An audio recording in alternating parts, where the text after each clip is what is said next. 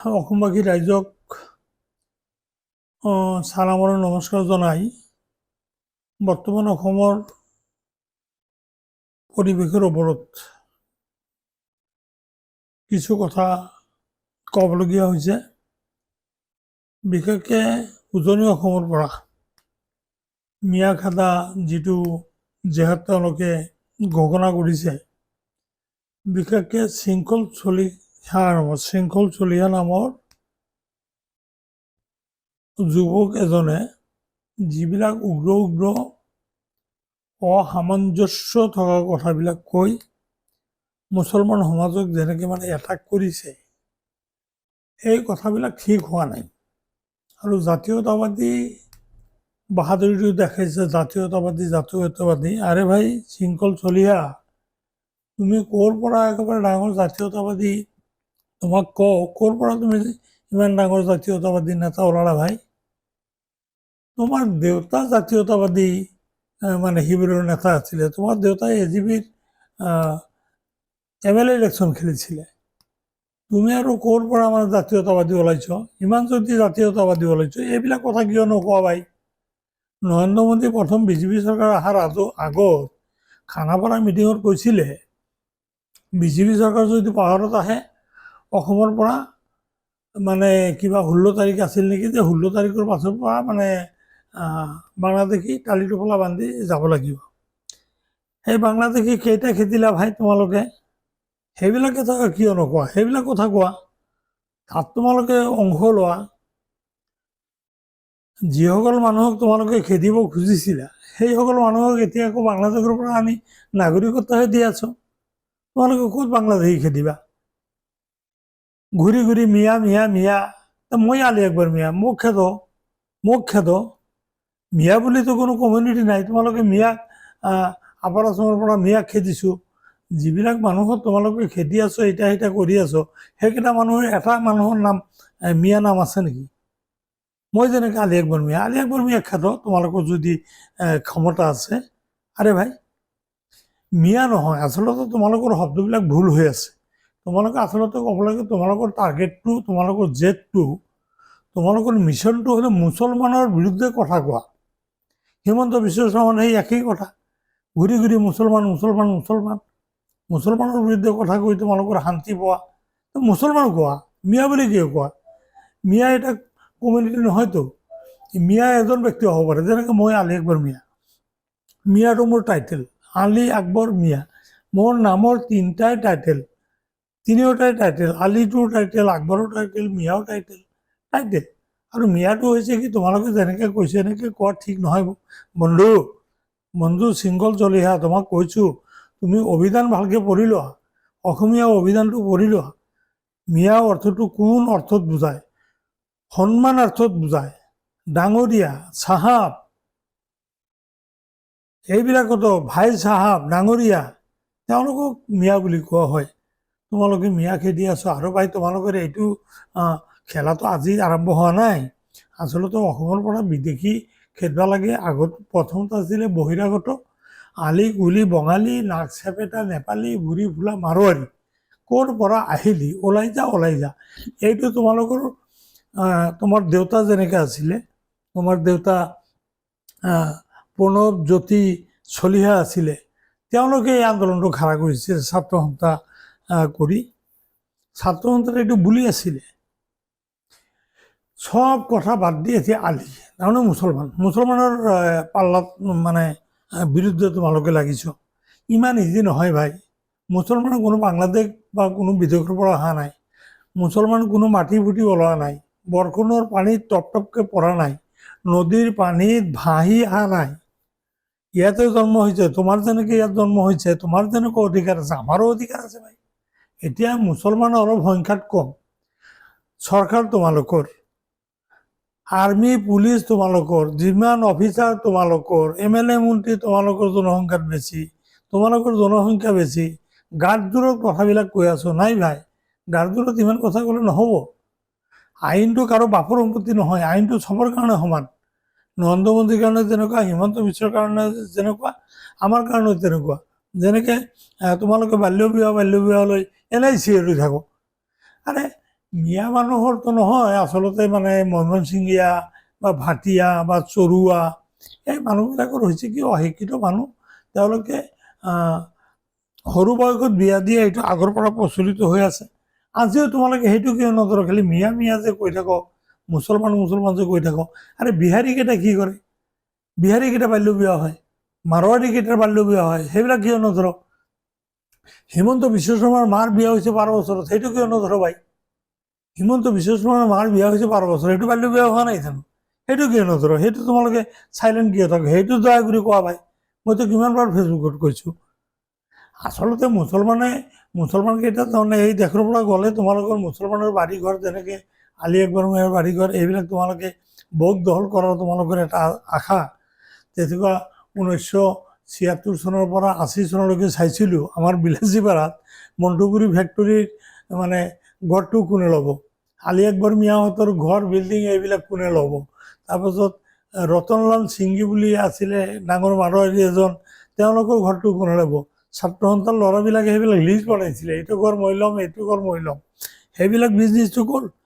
তোমালোকে নেলি চাউল খোৱা চাপৰি গহপুৰ বহুত মানুহ তোমালোকে মাৰিলা, 15 পৰা 20,000 25,000 মানুহ তোমালোকে মাৰিয়া। খেদিব পাৰিছো নেকি? আৰে ভাই ইয়াত জন্ম হৈছোঁ, মাৰপিট কাজিয়া যিয়ে হওক, মাৰপিট কাজিয়া কৰি ইয়াতে থাকিম, আমাক খেদিব নোৱাৰো তোমালোকে।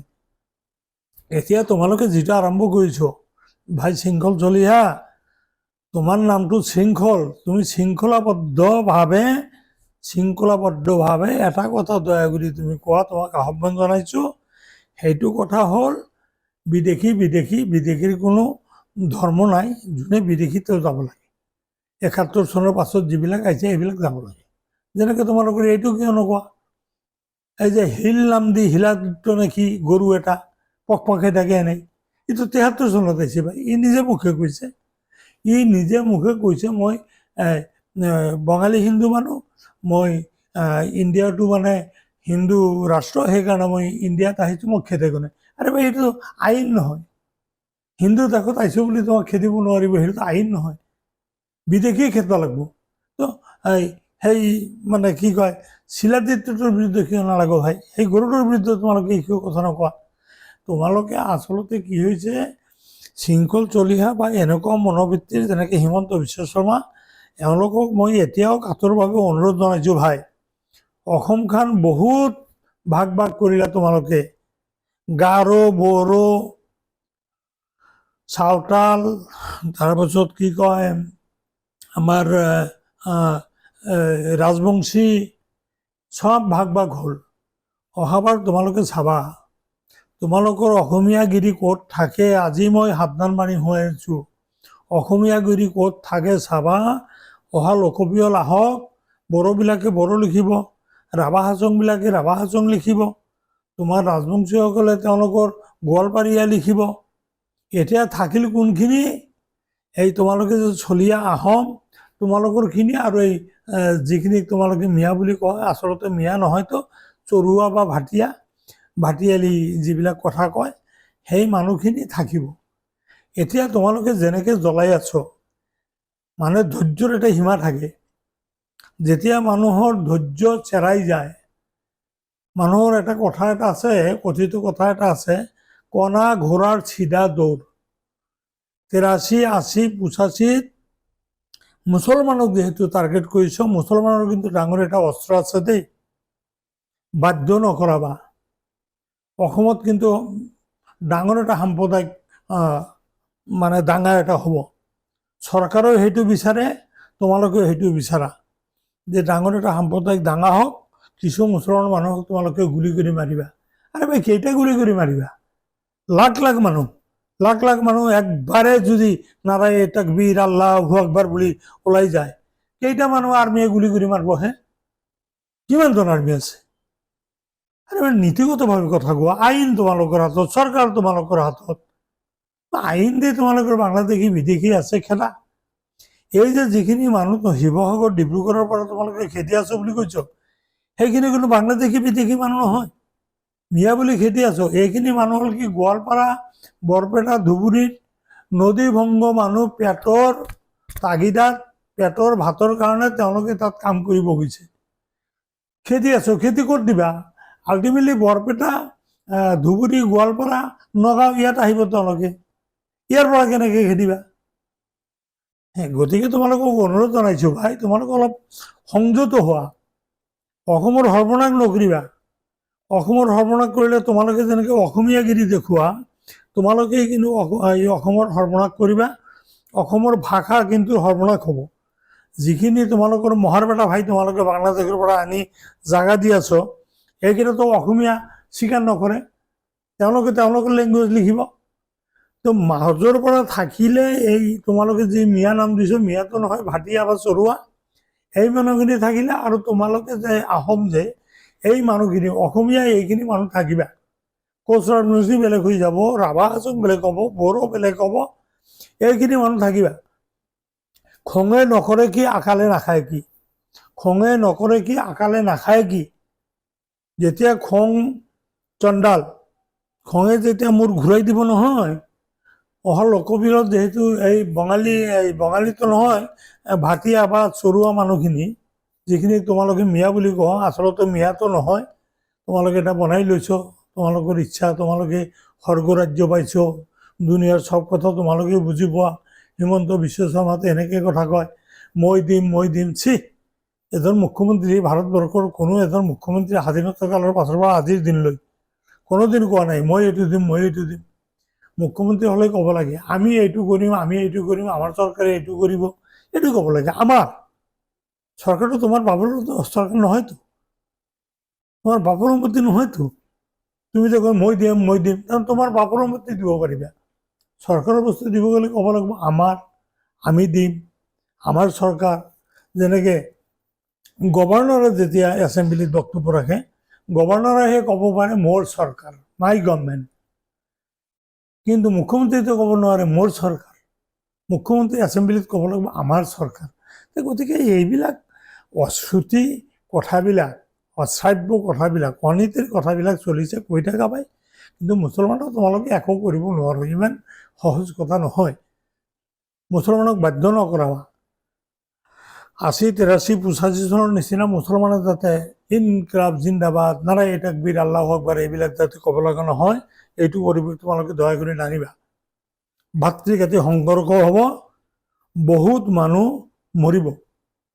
তোমালোকে এইটোতো ফোন কৰিছ, আৰ্মি দি মুছলমান মানুহ গুলি কৰি মাৰিবা। আমিও ধৰি লৈছোঁ, তোমালোকে যে এইটো পণ লৈছ যে কিবা এটা কাচিয়া লগালে, সাম্প্ৰদায়িক ডাঙৰ এটা লগাই কিছু মুছলমানক তোমালোকে গুলি কৰি মাৰিবা। আচ্ছা, খালি মুছলমানে নমৰে ভাই, মুছলমানৰ কিন্তু ডাঙৰ এটা অস্ত্ৰ আছে। ৮০, ৮৩, ৮৫ চাইছোঁ। বিসমিল্লাহিৰ ৰহমানিৰ ৰহিম, নাৰায়ে তাকবীৰ, আল্লাহু আকবৰ। অনুৰোধ কৰিছোঁ ভাই, এইটো পৰিৱেশ যাতে নহয়। আৰু অহা লোকপিয়লত অসমীয়া ভাষা যাতে সৰ্বনাশ নহয়, অসমীয়া ভাষাটো জীয়াই ৰখাৰ স্বাৰ্থত এতিয়াও অনুৰোধ কৰি আছোঁ, অলপ সংযত হোৱা, নীতিগত কোৱা, নিয়মৰ কথা কোৱা, আইনৰ কথা কোৱা। ধন্যবাদ।